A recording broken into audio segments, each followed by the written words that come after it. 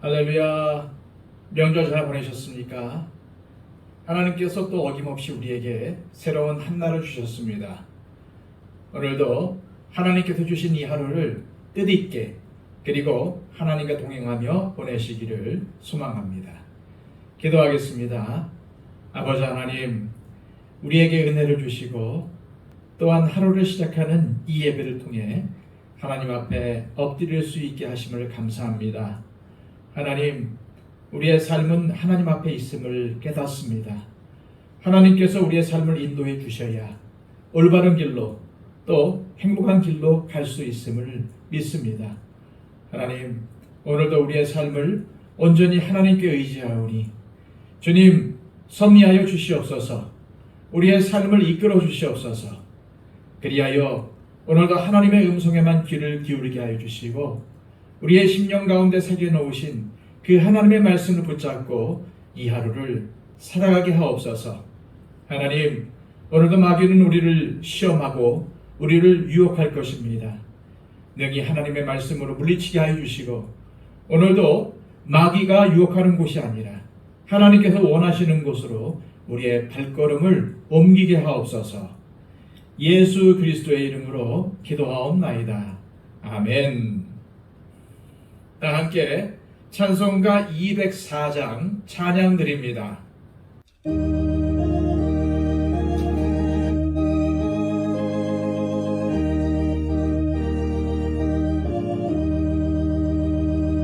주의 말씀 듣고서 준행하는 자리 반석 위에 터닫고 집을 지음 같아 비가 오고 물하며 바람 부딪혀도 반석 위에 세운 집 무너지지 않네. 잘 짓고 잘 지세 우리 집 잘 지세 만세 반석 위에다 우리 집 잘 지세 주의 말씀 듣고도 행치 않는 자니 모래 위에 터받고 집을 지음 같아 비가 오고 물나며 바람 부딪힐 때 모래 위에 세운 집 크게 무너지네. 잘 짓고 잘 지세 우리 집 잘 지세 만세 반석 위에다 우리 집 잘 지세 세상 모든 사람들 집을 짓는 자니 반석 위가 아니면 모래 위에 짓네.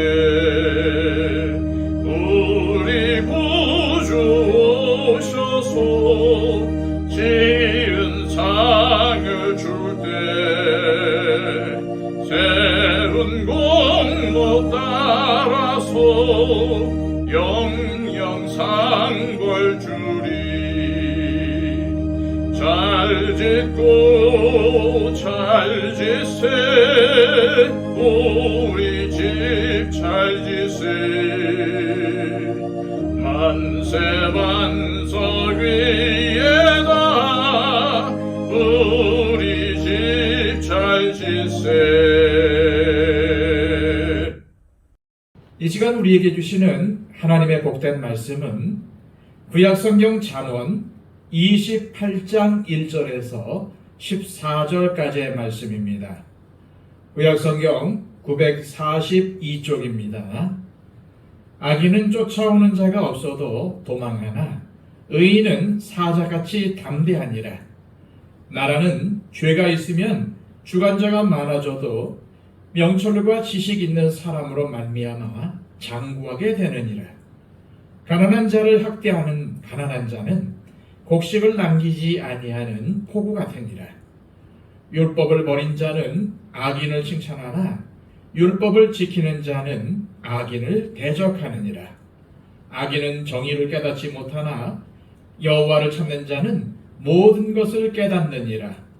가난하여도 성실하게 행하는 자는 부유하면서 굽게 행하는 자보다 나으니라. 율법을 지키는 자는 지혜로운 아들이요 음식을 탐하는 자와 사귀는 자는 아비를 욕되게 하는 자니라. 중한 별리로 자기 재산을 누리는 것은 가난한 사람을 불쌍히 여기는 자를 위해 그 재산을 저축하는 것이니라. 사람이 귀를 돌려 율법을 듣지 아니하면 그의 기도도 가증하니라. 정직한 자를 악한 길로 유인하는 자는 스스로 자기 함정에 빠져도 성실한 자는 복을 받느니라. 부자는 자기를 지혜롭게 여기나 가난해도 명철한 자는 자기를 살펴 아느니라. 의인이 득이하면 큰 영화가 있고 악인이 일어나면 사람이 숨느니라. 자기의 죄를 숨기는 자는 형통하지 못하나 죄를 자복하고 버리는 자는 불쌍히 여김을 받으리라. 항상 경외하는 자는 복되거니와 마음을 완악하게 하는 자는 재앙에 빠지리라. 아멘. 우리가 새벽 예배를 통해서 묵상하고 있는 이 잠언 말씀은 철저하게 생활에 관한 말씀입니다. 우리는 자꾸만 신앙생활의 범위를 교회나 가정으로 한정하고 또한 예배와 기도, 성경 읽기와 같은 것들만 신앙생활이라고 규정하려고 합니다. 그런데 신앙생활은 그것보다 훨씬 폭넓은 것이라고 잠언은 우리에게 가르칩니다. 그리고 모든 신앙생활의 근본은 여호와를 경외하는 삶이라고 강조합니다. 우리 삶의 상황들은 쉴 새 없이 변화하지만 그러한 상황 속에서도 다윗처럼 변함없이 하나님을 경외하는 삶을 살아가는 것이 신앙생활의 핵심이라는 것입니다. 14절입니다. 항상 경외하는 자는 복되거니와 마음을 완악하게 하는 자는 재앙에 빠지리라.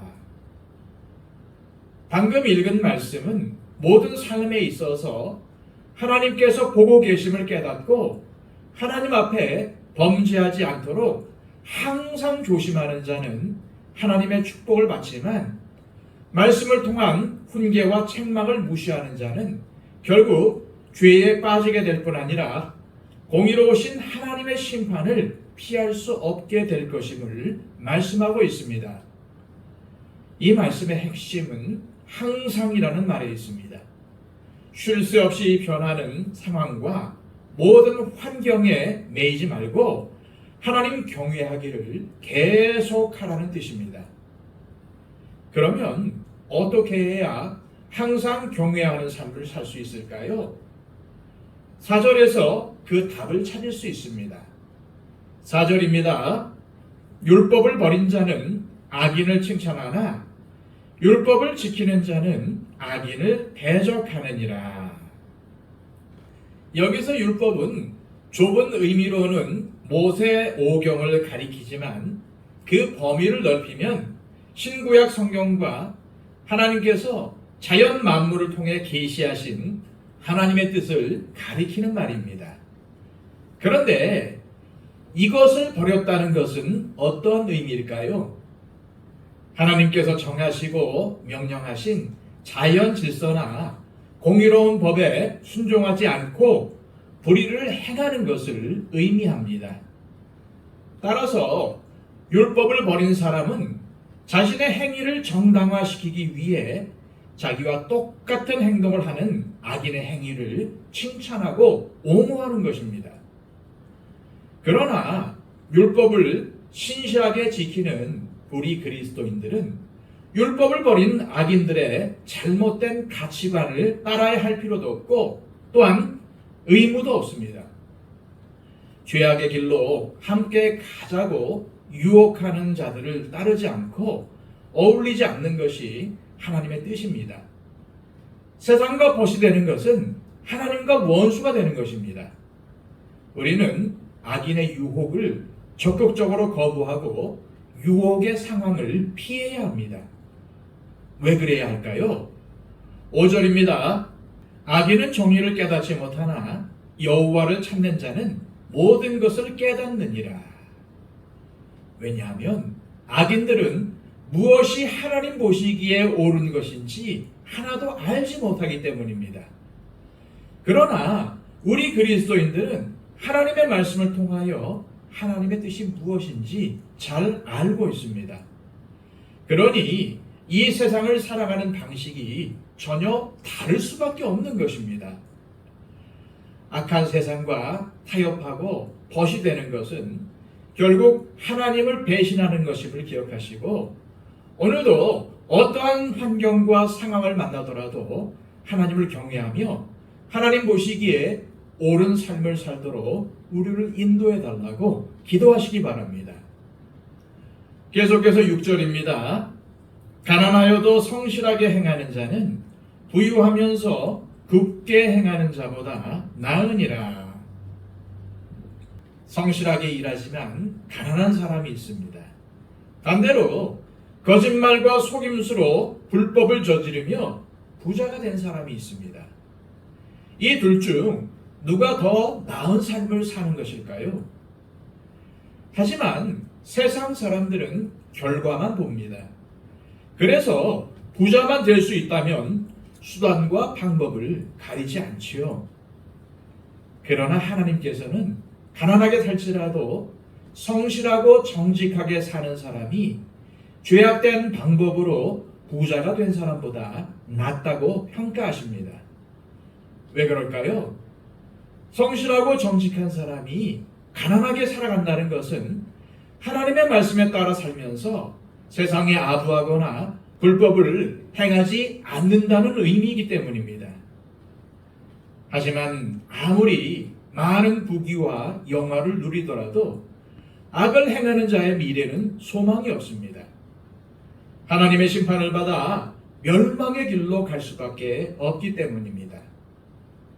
따라서 우리 그리스도인들은 하나님의 뜻을 어기고 불의한 방법으로 부자가 되는 것보다는 가난하게 살아도 하나님의 말씀에 순종하며 하나님 앞에 부끄러움이 없이 사는 길을 택해야 할 것입니다. 계속해서 7절을 보겠습니다. 율법을 지키는 자는 지혜로운 아들이요 음식을 탐하는 자와 사귀는 자는 아비를 욕되게 하는 자니라. 다시 한번 말씀드리지만 율법을 지키는 자란 하나님의 말씀과 자연 만물에까지 나타난 하나님의 뜻에 순종하는 사람이란 뜻입니다. 그리고 이러한 사람이 지혜로운 사람이라는 말입니다. 우리는 잠언에서 말씀하고 있는 지혜로운 사람에 대해 다시 한번 정리할 필요가 있습니다. 잠언에서 말하는 지혜로운 사람은 여호와 하나님을 경외하는 사람이고 여호와 하나님을 경외한다는 것은 모든 상황과 환경을 뛰어넘어 율법을 지키는 것으로 드러납니다.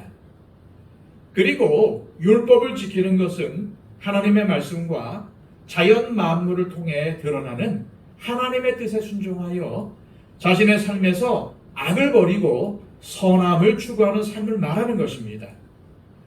한마디로 정리하면 율법을 즐거워하여 그 율법을 주야로 묵상하고 그 말씀대로 살아가려는 사람이 지혜로운 사람입니다. 한편 여기서 음식을 탐하는 자란 원어의 의미로 볼 때에 방탕한 삶을 사는 사람을 뜻하는 말입니다. 공동 번역에서는 이를 직접적으로 건달로 표현하고 있습니다. 따라서 이러한 방탕한 자와 교제하는 미련한 사람은 하나님을 경외하지 않기 때문에 모든 일에 있어 탐욕스러우며 무분별한 행동을 일삼는 것입니다. 방금 읽은 4절부터 7절까지의 말씀은 율법을 버리느냐 지키느냐를 주목하고 있습니다. 그것이 바로 여호와를 경외하느냐 아니냐의 문제라는 것입니다. 그런데 오늘 잠언의 말씀이 음식을 탐하는 것을 율법을 지키지 않는 것으로 간주하고 있다는 사실을 우리는 주의해서 보아야 합니다. 하나님의 말씀은 우리의 구체적인 삶이 어떠해야 하는지를 가르쳐주고 있습니다. 그것이 실제적인 탐식의 문제든 아니면 방탕의 문제든 하나님은 우리가 그러한 삶을 사는 것을 원하시지 않는다는 것이고, 더구나 율법을 지킨다는 것은 그런 생활을 청산하는 것을 의미합니다. 마지막으로 9절을 보겠습니다. 사람이 귀를 돌려 율법을 듣지 아니하면 그의 기도도 가증하니라. 기도란 일방적으로 자신의 말만 하나님께 전하는 행위가 아니라 하나님과의 대화입니다.